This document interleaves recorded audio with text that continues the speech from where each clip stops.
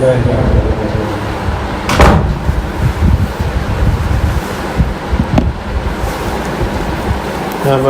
صلی علی رسول الکریم۔ اللہ تعالیٰ کا احسان ہے، فضل ہے، کرم ہے کہ ایک دفعہ پھر ہم لوگ مل کے بیٹھ رہے ہیں۔ یہ بھی اللہ تعالیٰ کی توفیق ہے۔ آج سے 2 سال 3 سال پہلے تک کوئی سوچ بھی نہیں سکتا تھا کہ ایسی بھی کوئی چیز ہوگی کہ ملاقاتیں اور گیدرنگز اور جو مجالس ہیں یہ بھی آدمی کو وہ کرنی پڑیں گی، ملتوی کرنی پڑیں گی لیکن یہ سب کچھ اللہ تعالیٰ کی طرف سے ہے اور انشاءاللہ اس میں خیر ہی خیر ہے، کیونکہ مسلمان کا تو عقیدہ یہی ہے کہ بھئی جو کچھ بھی ہے وہ اللہ تعالیٰ کی طرف سے ہے اور اسی میں ہم لوگوں کے لیے خیر ہے۔ اس کے اگر یہ نہیں ہم عقیدہ رکھیں تو خود بھی حواس باختہ ہو جائیں گے اور ایک بے چینی اور ایک تکلیف، مسلسل تکلیف کی حالت ہوگی کہ ہاں یہ کیا ہو گیا، اب کیا کریں، کیونکہ طبیعت انسان نے ایسی پائی ہے کہ وہ مطمئن نہیں رہتا کسی حالت میں بھی، اور خصوصاً اگر سخت حالات آ جائیں، اس کا روٹین بدل جائے، اس کے جو کام وہ پہلے سے کرتا تھا وہ نہیں کر پائے تو پھر اس کو بہت زیادہ پریشانی، تکلیف ہوتی ہے اور پھر وہ کمپلین کرتا ہے، ناشکری کرتا ہے۔ تو بس اللہ کا شکر ادا کرتے رہنا چاہیے کہ اور یہی ہمیں عقیدہ رکھنا چاہیے کہ بھئی اس میں بھی خیر ہے، جو نہیں ملاقات ہو رہی، کم ہو رہی ہے، اس میں بھی اللہ تعالیٰ کی کوئی مصلحت ہے اور کوئی سبق ہمارے لیے ہے، اور اس میں بھی پازیٹیو دیکھیں بھئی کہ اگر پہلے زمانے میں ایسا ہوتا، جب اتنا کامن نہیں تھا کانٹیکٹ کرنا، ٹیلی فون، انٹرنیٹ، ویڈیو کال، تو کتنا مشکل ہوتا عزیز و اقارب سے جو اسپتال میں داخل ہو گئے، جو دوسرے شہروں میں ہے، ان سے کانٹیکٹ کرنا۔ لیکن اللہ تعالیٰ نے سہولتیں بھی مہیا کی ہوئی ہیں اور اس پہ نظر کرتے ہوئے آدمی یہ نسبتاً سخت وقت بھی گزارتے تو انشاءاللہ اس میں اجر ہی اجر ہے۔ اور یہی بات ہم لوگ آپس میں ایک دوسرے کو یاد کرانے کے لیے بیٹھتے ہیں کہ بھئی اصل زندگی جو ہے وہ آخرت کی زندگی ہے، اور جو کامیاب ہو گیا آخرت میں وہی اصل میں کامیاب ہوا، اور یہاں کی کامیابی چاہے جتنی بڑی بھی ہو وہ وقتی کامیابی ہے جو موت کے بعد ختم ہو جائے گی، اور اس کے بعد کوئی پوچھنے والا بھی نہیں رہ جائے گا کہ میں اور آپ کون تھے۔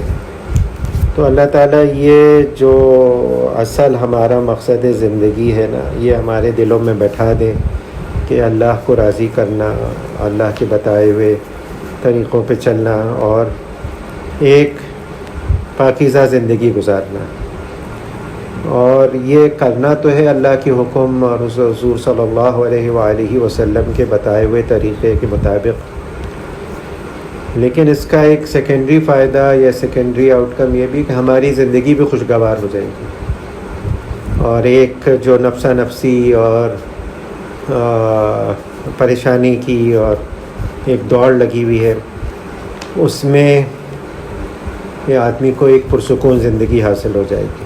اللہ تعالیٰ سے یہی امید ہوتی ہے، اور بظاہر بھی آدمی اگر پریشانی میں ہو، تکلیف میں ہو، تو ذہنی سکون تو اس کو کم از کم حاصل ہوتا ہی ہے کہ میرا اکاؤنٹ اللہ کیا کھلا ہوا ہے، مجھے اجر تو مل رہا ہے، میں صبر کر رہا ہوں، مشکل حالات ہیں، یہ بھی اللہ کاٹ دے گا، یہ بھی اللہ کی طرف سے ہے، تو گھاٹے میں نہیں رہتا آدمی، اللہ کی رضا بھی حاصل ہوتی ہے اور ایک اس کو پاکیزہ، خوشگوار، پرسکون زندگی بھی حاصل ہوتی ہے۔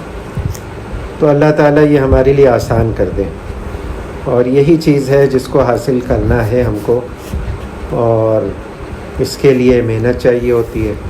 اسی محنت کے لیے ہم آپس میں مل کے بیٹھتے ہیں، تذکرہ کرتے ہیں، ایک دوسرے کو یاد دہانی کراتے ہیں کہ یہ جو چیز ہے یہ ہمارے ذہن سے نکلے نہیں۔ اور اس میں سب سے زیادہ مؤثر، جیسے بار بار میں نے عرض کیا، ہمارے حضرت فرماتے ہیں کہ حضور صلی اللہ علیہ وآلہ وسلم کے ارشادات سے بڑھ کر کوئی چیز ہو نہیں سکتی، اور حضور صلی اللہ علیہ وآلہ وسلم کے بعد کے جو امت میں لوگ آئے ہیں، ان کے ملفوظات، ان کے ارشادات. تو اس میں یہاں پہ حضرت مولانا زکریا رحمۃ اللہ علیہ ذکر کر رہے ہیں حضرت ابو حامد لفاف رحمۃ اللہ علیہ کے اقوال. کہتے ہیں کہ جو شخص موت کو کثرت سے یاد کرے، اس کے اوپر 3 چیزوں کا اکرام ہوتا ہے. اللہ تعالیٰ اس کو 3 چیزوں سے نوازتے ہیں. وہ کیا؟ نمبر 1، توبہ جلدی نصیب ہوتی ہے. یعنی جس کو یہ یقین ہوتا ہے کہ بھئی مجھے موت آئے گی، تو وہ ڈرتا ہے اور وہ کوشش کرتا ہے کہ میرا حساب تو صاف ہو. اور یہ ایک بہت بڑی بات ہے جو حضور صلی اللہ علیہ وآلہ وسلم نے بھی ارشاد فرمائی کہ بھئی میں دن میں 70 مرتبہ یا 100 مرتبہ استغفار کرتا ہوں. اور بزرگان دین بھی فرماتے ہیں کہ بھئی روز اپنے معمولات میں شامل کریں استغفار کو، اور سوچ سمجھ کے پڑھیں، دن بھر ہونے والے گناہوں سے توبہ کریں. اور ایک چیز جس کا بہت زیادہ اہتمام ہمارے حضرات فرماتے ہیں کہ بھئی محاسبہ. رات میں جب بستر پہ لیٹو تو سونے سے پہلے 1 منٹ 1.5 منٹ ایک جائزہ لے لو سرسری سا اپنے دن بھر کی کاموں کا، ایکٹیویٹیز کا. اور جو باتیں اللہ تعالیٰ کے کرم سے، اللہ تعالیٰ کے فضل سے اچھی ہوئی ہیں ان پہ شکر، اور جو باتیں ہم سے غلط ہو گئیں، جو نامناسب ہو گئیں، اس پہ توبہ. اور توبہ بھی اللہ تعالیٰ سے صدق دل سے ایک دفعہ کر کے بس آدمی مطمئن ہو جائے، اور اس چکر میں نہ پڑے کہ ہائے مجھ سے کیوں ہو گیا، اور یہ کیا نہیں ہونا چاہیے تھا، بس ہو گیا، نالائقی سے ہو گیا. لیکن بس توبہ کریں اور آگے بڑھیں. اس میں پھنس جانا جو ہے نا، یہ ایک گڑبڑ بات ہوتی ہے، اور شیطان کو اس سے موقع ملتا ہے آدمی میں شک و شبہات پیدا کرنے کا. اور حضور صلی اللہ علیہ وآلہ وسلم کی تعلیمات میں سے بھی یہ ہے کہ بھائی غلطی ہو جائے فوراً توبہ کرے اور آدمی آگے بڑھے. اور توبہ سے کیا نہیں معاف ہوتا، بڑے سے بڑا گناہ معاف ہو جاتا ہے. حضور صلی اللہ علیہ وآلہ وسلم کے زمانے میں کسی کے اوپر حد جاری کی گئی اور سنسار کیا گیا، ان کو رجم ہوا ان کا. تو جب خون کے چھینٹے اڑے تو کسی کے اوپر پڑے اور اس نے ان کو کوئی نازیبہ الفاظ کہے کہ یعنی ان کی خرابی ہو، یا کچھ ایسی بات کہہ دی کہ میرے کپڑے خراب ہو گئے. تو حضور صلی اللہ علیہ وآلہ وسلم نے ارشاد فرمایا کہ یہ نامناسب ہے، ایسا نہیں کہا. یہ جو شخص ہے، جو گناہ گار شخص تھا، جس پہ رجم ہو رہا تھا، جس کو سنسار کیا جا رہا تھا، حضور صلی اللہ علیہ وآلہ وسلم نے فرمایا کہ اس نے ایسی توبہ کی ہے کہ اگر یہ اس وقت تمام مدینہ کے لوگوں پہ تقسیم کرتی جائے، سب کی مغفرت ہو جائے گی. بظاہر ایک گناہ گار آدمی ہے جس پہ حد جاری ہو رہی ہے، اور لوگ سمجھ رہے ہیں کہ یہ تو بڑا فاسق فاجر آدمی ہے، لیکن توبہ کی ہے. حضور صلی اللہ علیہ وآلہ وسلم کے زندگی میں جتنے لوگوں پہ بھی حد جاری ہوئی، وہ اقراری مجرم تھے. انہوں نے آ کے اقرار کیا تھا حضور صلی اللہ علیہ وسلم. ان کو ایک بے چینی طاری ہو گئی تھی کہ نہیں، مجھے پاک کریں. حضور صلی اللہ علیہ وآلہ وسلم اپنا رخ بار بار موڑتے تھے اور کہتے تھے کہ ان کو ہٹا دو میرے سامنے سے. اور حضرت ابو بکر اور اپنے صحابہ سے کہا کہ بھئی تم نے اس شخص کو کیوں نہیں سمجھایا کہ یہ بس اللہ سے تنہائی میں توبہ کر لے اور یہ اقرار نہ کرے. صحابہ سے کہا انہوں نے. تو اتنی بڑی چیز ہے، توبہ کی ناقدری نہیں کرنی چاہیے. توبہ ایک بہت بڑی نعمت ہے. ہاں آنے دیں. السلام علیکم. وعلیکم السلام. تو توبہ بہت بڑی نعمت ہے اللہ تعالیٰ کی، اور اس کی ناقدری نہیں. اور ایک دفعہ بھی توبہ زبان ہی سے چاہے ہو جائے، یہ بھی کوئی کم چیز نہیں ہے. اور شیطان کو ایک موقع ملتا ہے، وہ آدمی کا گناہ دکھاتا ہے کہ بھئی تم نے بہت بڑا گناہ کیا. ہم کیا اور ہمارا گناہ کیا. اللہ تعالیٰ کی رحمت، اللہ تعالیٰ کا فضل، اللہ تعالیٰ کا کرم، اس کے سامنے کچھ حقیقت نہیں ہے انسان کے گناہ کی. لیکن بس صدق دل سے آدمی ندامت کے ساتھ توبہ کر لے تو یہ بہت بڑی بات ہے. اور موت کی یاد یہی آدمی کو یاد دلاتی ہے بار بار. نمبر 2، مال میں قناعت میسر ہوتی ہے، اور یہ ایک نعمت ہے، قناعت کی نعمت جو ہے، کنٹینمنٹ اور آدمی مطمئن ہو، وہ اللہ تعالیٰ کی دین ہے، اور یہ ہمارے یہاں آج کل سمجھ میں نہیں آتا. ہم لوگ نمبروں کے چکروں میں لگے ہوئے ہیں، گنتی کاؤنٹ کرتے ہیں، اور برکت جو ہے وہ گنتی میں نہیں آتی، وہ تو اللہ کا فضل ہے، وہ نمبروں میں نہیں آتا، وہ ہندسوں میں نہیں آتا. اور پوری زندگی اسی چکر میں رہ جاتے ہیں کہ 1000 ہے، 1000 کا لاکھ ہے، لاکھ کا کروڑ ہے، اور کروڑ کا ارب ہے، اور وہ سب دھرا کا دھرا رہ جاتا ہے جب آنکھ بند ہوتی ہے. اور جس کو اللہ تعالیٰ قناعت کی نعمت دے دیں، جس کو مطمئن کر دیں کہ جو بھی میسر ہے اس میں صبر شکر سے گزارا کر لے، تو وہ ہنسی خوشی گزارا کر لیتا ہے. اور آج بھی آپ ہم لوگ دیکھ لیں، جائزہ لے لیں، آدمی ہے، ارب پتی ہے، کروڑ پتی ہے، لیکن قناعت نہیں ہے. ایک ذہن چل رہا ہے اور ایک فکر لگی ہوئی ہے ہر وقت کہ کروڑ کا فائدہ ہونا تھا، اور اس سے تھوڑا سا کم ہو گیا. ایک فکر پریشانی لگی ہوئی ہے، وہ قناعت نہیں ہو. یہ کہتا ہے نقصان ہو گیا، نقصان ہو گیا، جبکہ نقصان نہیں ہوا، جو ایکسپیکٹیشن تھی وہ نہیں. تو یہ ایکسپیکٹیشن، اور اس میں یہ آدمی کو سمجھنے کی ضرورت ہے. اس کا یہ مطلب نہیں ہے کہ آدمی کوشش نہ کرے اور وہ اسپائر نہیں کرے. وہ آدمی کو یہ بتایا جا رہا ہے کہ بس بیٹھ جاؤ، کچھ نہ کرو، ہاتھ پہ ہاتھ رکھ کے، یہ بات نہیں ہے. کوشش تو پوری کرنی ہے اپنی طرف سے. اور ہمارے حضرات تو فرماتے ہیں کہ بھائی جو دین میں لگے ہوئے لوگ ہیں ان کو تو زیادہ ہر چیز میں کوشش کرنی چاہیے، اور یہ نہ ہو کہ ان کے باعث لوگ دین کو بدنام کریں. اور جب سے دین میں لگے ہیں یہ لوگ، اب تو ان کو فکر ہی نہیں ہے، نہ گھر کی فکر ہے، نہ اس کی فکر ہے گاڑی کی، نہ حلیے کی، نہ کسی اور چیز کی، بس وہ ہے.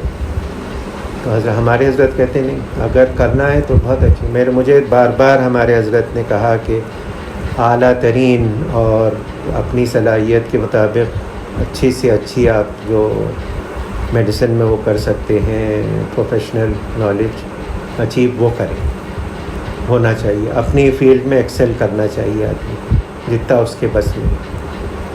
ہاں، پھر اپنی حد میں کر کے پھر قناعت کر کے بیٹھے مطمئن. یہ نہیں کہ کوشش کرے نہیں اور قناعت کر کے بیٹھ جائے کہ بھائی یہی ہو سکتا ہے، یہ نہیں ہے. تو توبہ سے، موت کی یاد سے قناعت نصیب ہوتی ہے. اور سب سے بڑھ کے جو چیز ہے، عبادت میں نشاط اور دلبستگی پیدا ہوتی ہے کہ آدمی کو یقین ہوتا ہے کہ بھئی میں مر جاؤں گا، اور جو چیز اصل کاؤنٹ کرے گی وہ تو یہی ہے.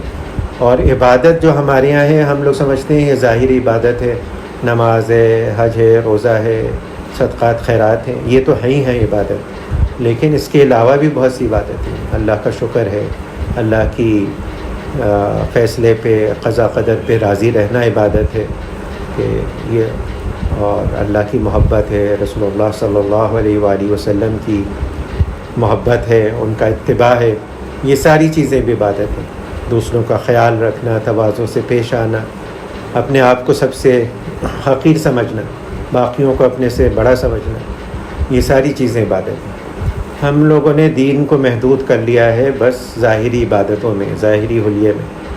تو یہ جو ہے نا، یہ ایک غلط دین کا تصور ہے جو بہت محدود کر دیتا ہے، اور ایک غلط تاثر لوگوں میں پیدا کرتا ہے کہ بظاہر تو دیندار ہیں، لیکن جو دیندار میں صفات ہونی چاہیے، ایثار، محبت، خیر خواہی، تواضع، حلم، صبر، اللہ کی محبت، اللہ کے رسول کی محبت، اللہ کے بندوں کی محبت، یہ نہیں.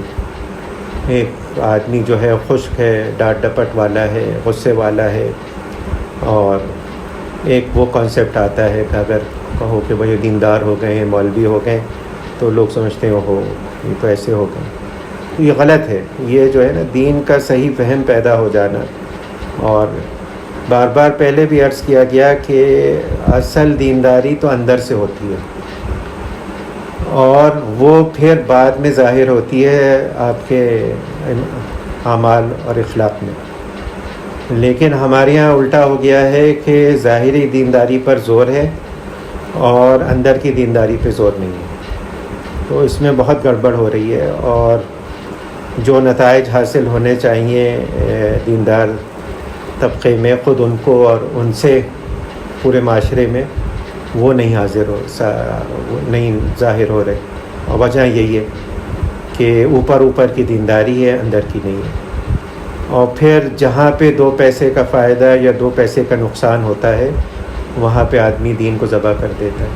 کہتا ہے کہ بھئی یہ چوری کر لو، بجلی چوری کر لو، پانی کا ٹیکس چوری کر لو، کچھ اور کر لو، اور ریڈ لائٹ کراس کر لو، یہ کسی کا حق مار لو، کسی کو دھوکہ دے دو. تو ان موقعوں پر کوئی اللہ رسول کو یاد نہیں کرتا. اور جب آتا ہے کہ بھائی فلاں چیز ناجائز ہے، نہیں کرنا، لوگ کیا کہیں گے، لوگوں کے دباؤ سے، خاندان والوں کے، معاشرے کے دباؤ سے آدمی وہ چیزیں کر لیتا ہے، گناہ کے کام. تو وہ یہی وجہ ہے کہ اصل دینداری نہیں اندر. اور وہ دینداری پیدا کرنا ہے. جس دن وہ دینداری پیدا ہو گئی ہمارے اندر، تو پھر ساری چیزیں خود بخود آئیں گی. اور اصل چیز یہی چیز حاصل کرنی ہے، اندر کی دینداری پیدا ہو جائے، آدمی کو احساس ہو جائے کہ بھئی یہ مجھ میں کمی ہے اور مجھے حاصل کرنا ہے. اور یہ بھی اللہ کی نعمت ہے، اللہ جس پہ فضل فرما دے اسی کو حاصل ہوتا ہے. ورنہ پھر آدمی لگا رہتا ہے لیکن اللہ بچائے وہ فائدہ ہوتا نہیں اس کا جو ہونا چاہیے. حج بھی ہے، عمرہ بھی ہے، بڑی بڑی قربانیاں بھی ہیں، سب کر رہے ہیں، وقت بھی دے رہے ہیں، پیسے بھی خرچ کر رہے ہیں، لیکن جو تبدیلی آنی چاہیے اخلاق میں، عادات میں، معاشرے میں رہتے ہوئے، وہ نہیں آتی. اور پھر حضرت نے فرمایا جو شخص موت سے غافل رہتا ہے اس پر 3 عذاب مسلط کیے جاتے ہیں. اللہ تعالیٰ سب کی حفاظت فرمائے. گناہ سے توبہ میں تاخیر ہوتی ہے. موت کو یاد ہی نہیں کرتا، وہ سمجھتا ہے کہ میں اور لوگ مرتے ہیں، میں تو نہیں مروں گا کبھی. تو وہ اپنے اس کو احساس ہی نہیں ہوتا. جو غفلت کی زندگی گزار رہا ہے وہ اسی میں رہتا ہے. اور یہ جو ہے نا، اس سے بڑا عذاب ہو نہیں سکتا آدمی پر کہ گناہ کرے اور اس کو احساس نہ ہو. اور یہ اللہ تعالیٰ کا بہت بڑا فضل ہوتا ہے آدمی پر، اور اس کی قدر کرنا چاہیے اور اس پہ شکر کرنا چاہیے کہ گناہ کو گناہ سمجھنے کی توفیق باقی ہو. سب سے بڑا عذاب جو آدمی پر ہوتا ہے وہ یہ ہوتا ہے کہ وہ گناہ کو گناہ نہیں سمجھتا. حضرت امام غزالی رحمۃ اللہ علیہ نے 4 گناہ لکھے ہیں کہ اکبر الکبائر ہیں. سب پہلا تو سبھی کو معلوم ہے اللہ کے ساتھ شرک کرنا. دوسرا بھی سب کو پتہ ہے کہ بھئی اللہ کی رحمت سے. دوسرا یہ کہ گناہ کے کام کو جائز سمجھنا. گناہ کے کام کو جائز سمجھنا آج کل تو ہوتا ہی ہے کہ سبھی یہی کرتے ہیں. کہو کسی سے کہ یہ کام نہیں کرو، یہ تو ناجائز ہے، کہتے ہیں کیا فرق پڑتا ہے، سب کرتے ہیں، کرتے رہنے دو، لیکن اللہ کا حکم تو نہیں بدلے. تیسرا یہ کہ اللہ کی رحمت سے نا امید ہو جانا. چوتھا یہ کہ بالکل نڈر ہو جانا کہ جو کچھ ہو میں تو کروں گا، وہی چیز کروں گا. تو اللہ تعالیٰ حفاظت فرمائے کہ گناہ کو گناہ سمجھتے رہیں اور اس پہ شکر ادا کریں. گناہ جب آدمی سے ہوتا ہے تو اس میں ندامت تو ہوتی ہے، اس پہ آدمی توبہ کرتا ہے، لیکن اس پہ بھی شکر ادا کرنا چاہیے. یا الہ العالمین، آپ نے گناہ کو گناہ سمجھنے کی توفیق عنایت کرنی. ہزارہا لوگ ہیں آج کل، بلکہ اکثریت کہوں تو غلط نہیں، کہ وہ گناہ کرتے ہیں لیکن گناہ کو گناہ نہیں سمجھتے. وہ سمجھتے ہیں کہ بس صحیح ہے، کوئی فرق نہیں پڑتا. اور حضور صلی اللہ علیہ وآلہ وسلم نے ارشاد فرمایا، حدیث کا مفہوم ہے آدمی گناہ کرتا ہے، دل پر ایک سیاہ نقطہ لگ جاتا ہے. توبہ کرتا ہے وہ ہٹ جاتا ہے. اگر توبہ نہیں کرتا تو پھر بار بار گناہ کرنے سے وہ نقطہ لگتے جاتے ہیں اور پھر اللہ بچائے پورا دل جو ہے وہ سیاہ ہو جاتا ہے. پھر آدمی میں حس نہیں رہتی، اس میں احساس نہیں رہتا کہ وہ غلط کو غلط سمجھے اور غلط و صحیح میں فرق کر سکے. اور یہ بہت بڑی وہ ہے عذاب ہے، اللہ تعالیٰ کا پکڑ ہے کہ گناہ کو گناہ نہ سمجھیں. تو گناہ سے بچنا ہے، گناہ سے توبہ کرنا ہے، لیکن اس احساس پر اللہ کا بہت شکر کرنا ہے اور اللہ تعالیٰ سے توفیق مانگتے رہنا ہے. یا العالمین، میں نے اپنی نالائقی سے گناہ تو کر دیا، لیکن میں آپ کا شکر کرتا ہوں کہ آپ نے مجھے توفیق عنایت کی ہوئی ہے کہ میں گناہ کو گناہ سمجھتا ہوں اور آپ کی توفیق سے توبہ کرتا ہوں. تو انشاءاللہ امید ہوتی ہے کہ یہ آہستہ آہستہ اتنا بڑھے گا احساس کہ آدمی کو گناہ سے روک دے گا. اور ہم سب لوگ اسی میں لگے ہوئے ہیں. کون ایسا ہے جو گناہ نہیں کر رہا؟ اور ہر ایک کا الگ الگ پرچہ ہے. تو کوشش ہر آدمی کو کرنی ہے اور کرتے رہنا ہے، مرتے دم تک کرتے رہنا ہے اور کسی بھی موقع پر مایوس نہیں ہونا ہے. یہ شیطان کا بہت بڑا حربہ ہے، وہ آدمی کو مایوس کرا دیتا ہے، کہتا ہے کہ تمہارا گناہ اتنا بڑا ہے اور کیسے معاف ہوگا، اتنے عرصے سے کر رہے ہو. کوئی حقیقت نہیں. اللہ کی رحمت، اللہ کے فضل کے سامنے کسی کے گناہ کی. 80 سال کا کافر بت پرست لا الہ الا اللہ پڑھنے سے مسلمان ہو جاتا ہے. اور کتنے ہی لوگ ایسے ہیں حضور صلی اللہ علیہ وآلہ وسلم کی زندگی میں مثالیں ہیں جنہوں نے نہ ایک نماز پڑھی نہ ایک روزہ رکھا، پوری زندگی کفر میں گزری، لیکن ایمان لائے اور شہید ہو گئے. بہت سے واقعات ایسے ہیں. حضور صلی اللہ علیہ وآلہ وسلم غزوے میں تشریف لے گئے اور کوئی عربی، کوئی دیہاتی وہاں کا مسلمان ہوا اور مسلمان ہونے کے فوراً ہی بعد شہید ہو گئے. لیکن نہ نماز کا کوئی موقع آیا، نہ روزہ آیا، نہ حج آیا، نہ کچھ آیا. تو اس کی وہ نہیں کرنا چاہیے آدمی کو. توبہ استغفار ہر وقت کرتے رہنا چاہیے. اور بعض دفعہ ہوتا ہے آدمی ایسی سچویشن میں پھنس جاتا ہے، ایسی اس کے حالات ہوتے ہیں، اتنی ہمت نہیں ہوتی، گناہ کر رہا ہوتا ہے، تو کہتے ہیں بھائی روز توبہ کرتے رہا کرو، روز کا روز صاف کر لو اپنا جو بیلنس ہے وہ. اگر خدا نخواستہ موت آ گئی تو توبہ ہی پر آئے گی، اور ان پر نہیں آئے گی جو ٹالتے رہتے ہیں کہ وہ ایک دفعہ میں پوری طرح سے فارغ ہو لوں، جی بھر جائے، عمر گزر جائے، آخری عمر آئے، پھر میں توبہ کروں گا. تو اس چکر میں نہیں رہے.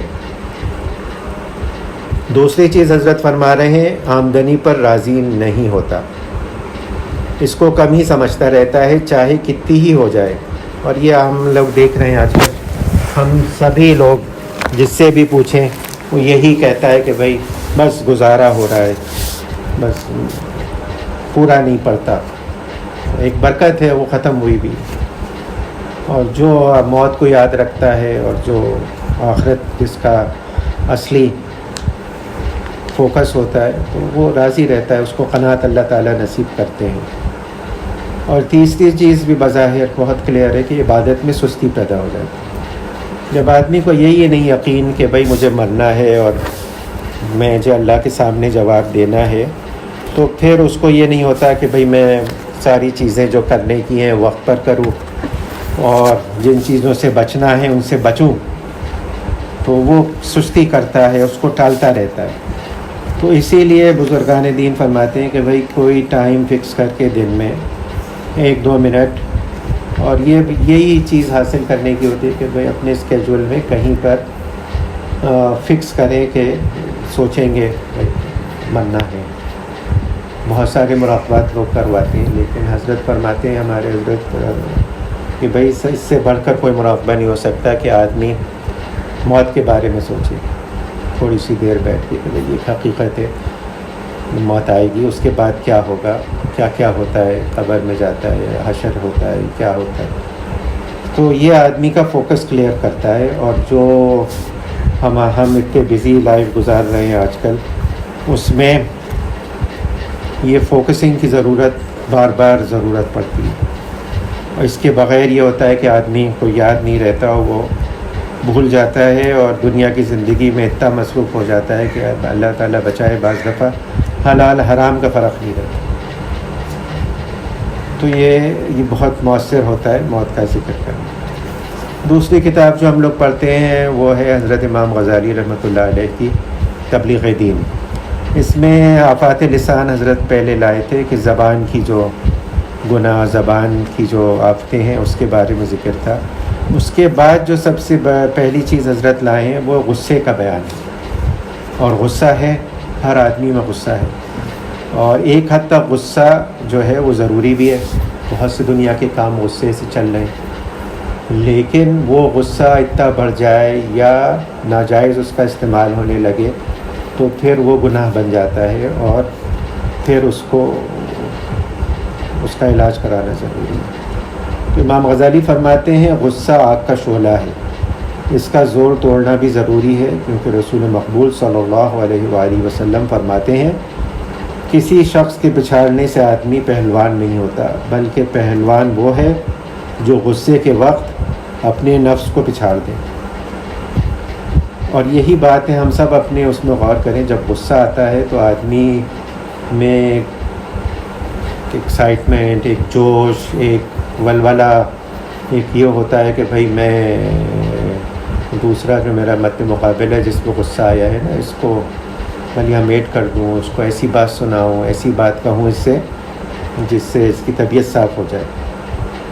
تو حضور صلی اللہ علیہ وآلہ وسلم فرما رہے ہیں کہ بھائی اگر اس وقت تم نے اپنے نفس کو پچھاڑ دیا، اس کو کنٹرول کر لیا، تو پھر واقعی تم پہلوان ہو. اگر وہ اس وقت نہیں کر سکے، اور یہ مشکل کام ہے، مجاہدہ طلب کام ہے، اس میں اپنے آپ کو دبانا پڑتا ہے، اور ہے ہم سبھی لوگ غصے میں، اور جب غصہ آتا ہے اس وقت غصے کو کنٹرول کرنا ایک چیلنجنگ کنڈیشن ہوتی ہے، اور لیکن کرنا پڑے گا. حضور صلی اللہ علیہ وآلہ وسلم کے پاس ایک شخص آیا، کہنے لگا حضرت مجھے کوئی نصیحت کیجیے. انہوں نے کہا غصہ نہ کرو. اس نے کہا کچھ اور، کہا غصہ نہ کرو. تیسری مرتبہ پھر حضور نے کہا غصہ نہ کرو. اس کو حضور صلی اللہ علیہ وآلہ وسلم کے اس کے انداز سے، اس کے طبیعت سے اندازہ ہو گیا تھا کہ اس میں غصے کا مرض ہے، غصہ استعمال کرتا ہے. تو اس کو یہ نصیحت کرنا ہے، یاد رکھو جس طرح تلخ حلوے سے میٹھا شہد بگڑ جاتا ہے. کوئی وہ ہوتا ہے حلوہ جو ہوتا ہے، یہ جڑی بوٹی ہوتی ہے، اس سے میٹھا شہد بگڑ جاتا ہے، اسی طرح غصے سے ایمان بگڑ جاتا ہے. غصہ بری بلا ہے، یہی مار پیٹ، گالی اور زبان درازی کھلے گناہ کرا دیتا ہے. بلکہ قتل، غارت، یہ ساری چیزیں جو ہوتی ہیں، یہ ساری چیزیں غصے ہی سے ہوتی ہیں. غصہ قابو میں نہیں رہا، قتل کر دیا کسی کو. اور اسی سے اگر دبا دیا جائے تو پھر کیا، کینہ، دوسرے کی برائی چاہنا، ان کو کوئی نقصان پہنچے. اور نقصان پہنچتا ہے تو آدمی خوش ہوتا ہے کہ ہاں دیکھا ہمارے ساتھ یہ کیا تھا، ان کو یہ ہو گیا. حسد، بدگمانی، افشا راز، کوشش میں رہتا ہے کہ ان کی کوئی چیز میں بتاؤں لوگوں کو، کوئی ایسی چیز سیکریٹ پتہ چل جائے. ان کی عزت کم کرنا، یہ باطنی معصیتیں ہوتی رہتی ہیں. غصے کی وجہ سے مسلمان کو اپنے مسلمان بھائی کا خوشگوار کرنا ناگوار گزرتا ہے، اور اس کا رنج و تکلیف میں رہنا پسند آتا ہے. اور ظاہر ہے کہ یہ سب تباہ کن معصیتیں، گناہ ہیں.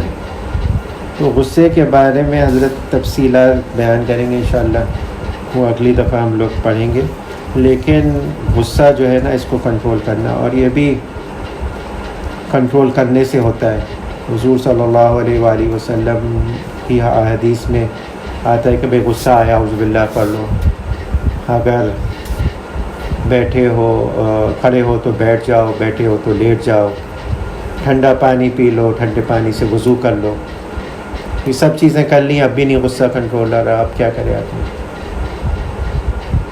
ہوتا ہے یہ بعض چیزیں اس حدیث میں آئی ہیں، اور یہ ساری چیزیں کر لی، لیکن غصہ ہے کہ کنٹرول نہیں ہو رہا. تو پھر ضرورت پڑتی ہے کہ آدمی پوچھے کسی سے، اور پھر اس کا کوئی پلان بتایا جائے، اس کو ٹریٹمنٹ پلان بتایا جائے کہ کرنا کیا ہے. اور یہ کیا ہے بزرگوں نے کیا. ہمارے حضرت تھانوی کے ایک تھے، مرید تھے، وہ ٹیچر تھے اور لڑکوں کو پڑھاتے تھے.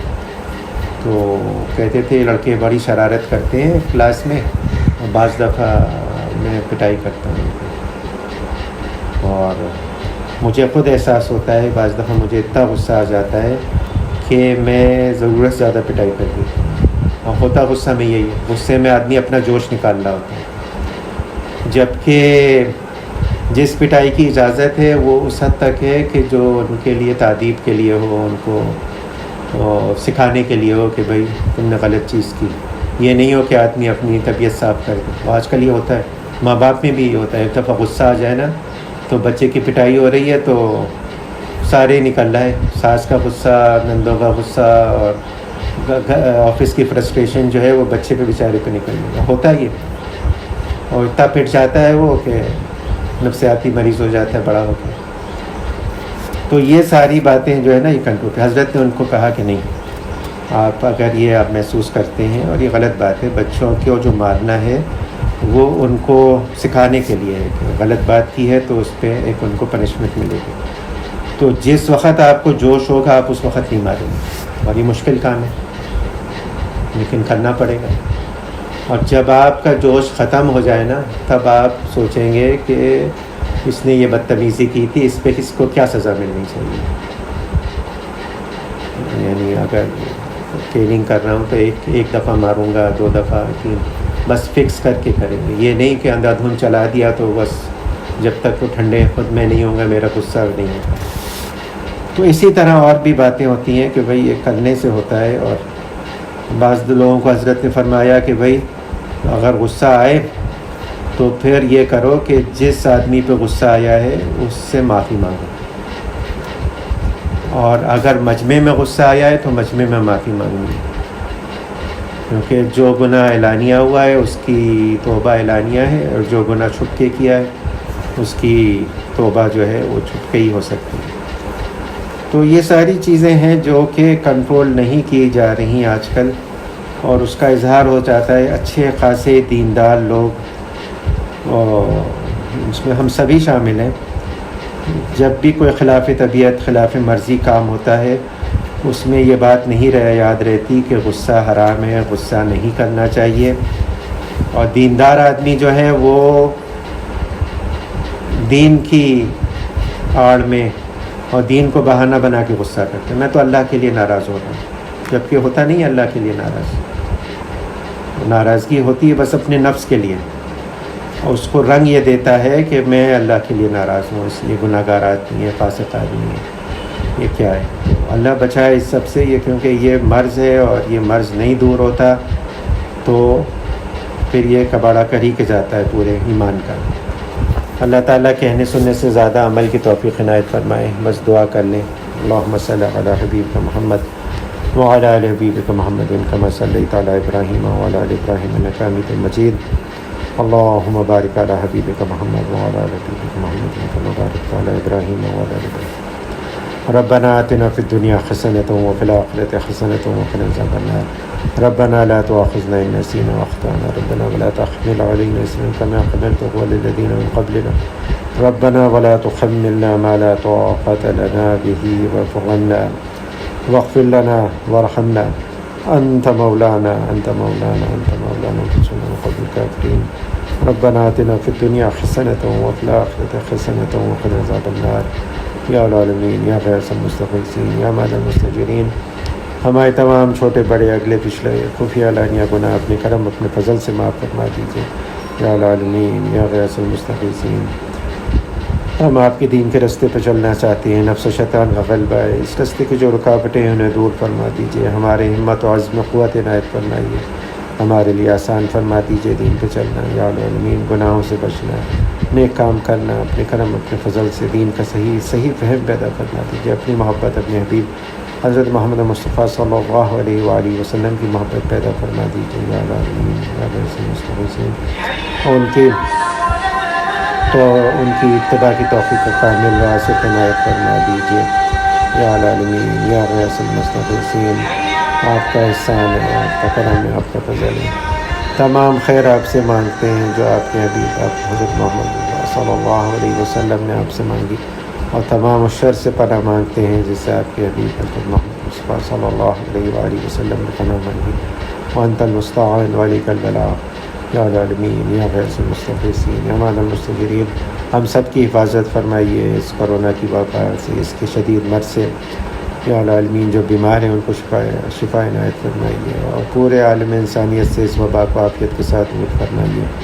یا العالمین یا غیث المستغیثین یا مانع المستجیرین. ہمیں، ہمارے گھر والوں، عزیز و قارب، رشتہ دار، پڑوسیوں، والدین اور تمام مسلمانوں کو ہر طرح کی شر، فتنے، فساد، ہر طرح کی چوری، ڈاکہ، دھوکہ دہی، ہر طرح کے حادثات، سانی حادثے، موذی دیرپا بیماریوں سے، لوگوں کی اظہار رسانیوں سے اپنے کرم، اپنے فضل سے بچائیے. یا العالمین حلال واسع رزق بلا مشقت اپنے کرم، اپنے فضل سے عنایت فرمائیے.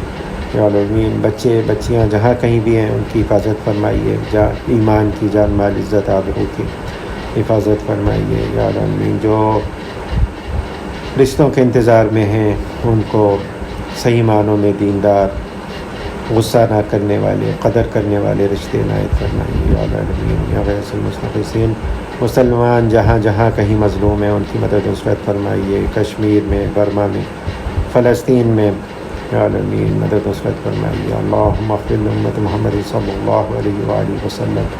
اللہم فرج عن امت محمد صلی اللہ علیہ وآلہ وسلم. اللہم ارحم امت محمد صلی اللہ علیہ وآلہ وسلم. یا العالمین جو مانگا وہ بھی عنایت کیجیے، جو نہیں مانگ سکے وہ بھی ہمارے لیے مناسب ہے، جو کچھ وہ اپنے کرم، اپنے فضل سے عنایت فرمائیے. یا العالمین یا العالمین ہمارے بعض رشتہ دار ہیں بہت بیمار ہیں، ٹرمنل النس ہے. یا العالمین عافیت کے ساتھ یہ وقت گزاریے، ایمان پہ خاتمہ فرمائیے. پسماندگان کو سب کو ہمت، حوصلہ، صبر جمیل عنایت فرمائیے. یا العالمین اپنے کرم، اپنے فضل سے ہم سب کی مدد و نصرت فرمائیے، ہم سب کو اپنی عافیت کے ساتھ اپنے اولیاء میں شامل فرمائیے. وصلی اللہ تعالی علی خیر خلقہ و نور عرشہ محمد و آلہ و صحبہ اجمعین برحمتک.